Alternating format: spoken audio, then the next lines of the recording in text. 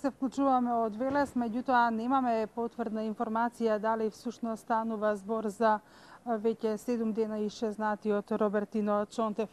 Она што возилото кое што го возел Чонтев, Рено 9, е идентично со возилото кое што е пронајдено денеска на местото на несреќата, е првата индикација за можеби полицијата, но и сите ние да се посомневаме дека можеби станува збор за овој 45 годишен маж.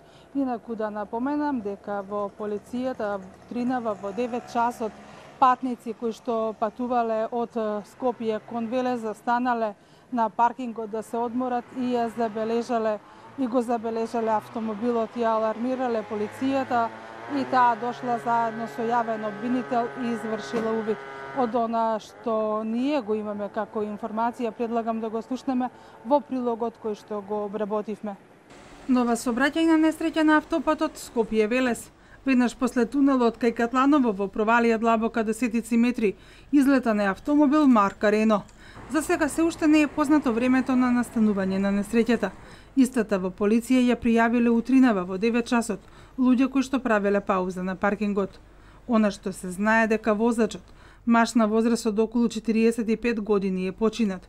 Првичните информации од полицијата говорат дека неговото тело е пронајдено на десетина метри до автомобилот и е во фаза на распаѓање. Јавен обвинител и полицијата вршеа увид, а телото на починатиот е предадено на обдукција. Инаку полицијата работи на расветлување на можноста починатиот да е 45 годишниот Робертино Чонтев, кој веќе една недела се води како исчезнат. И тој управувал автомобил марка Рено и со него на 24 минатиот месец излегол од дома.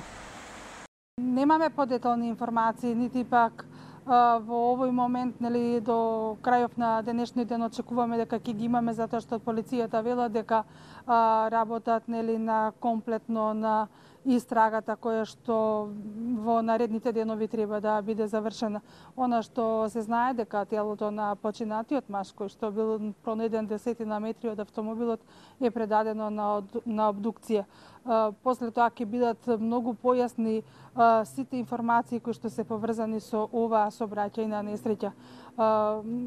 Пределот каде што се има случајна сообраќајната несреќа или каде што е пронајден автомобилот е висок, тоа е провалија длабока околу 50 метри, тешко пристапен и можеби токму затоа и денес и полицијата и јавниот обвинител работеа во тешнати услови.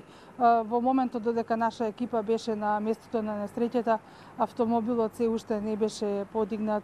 Претпоставувам дека тој по налог потоа ќе биде даден и на вештачење.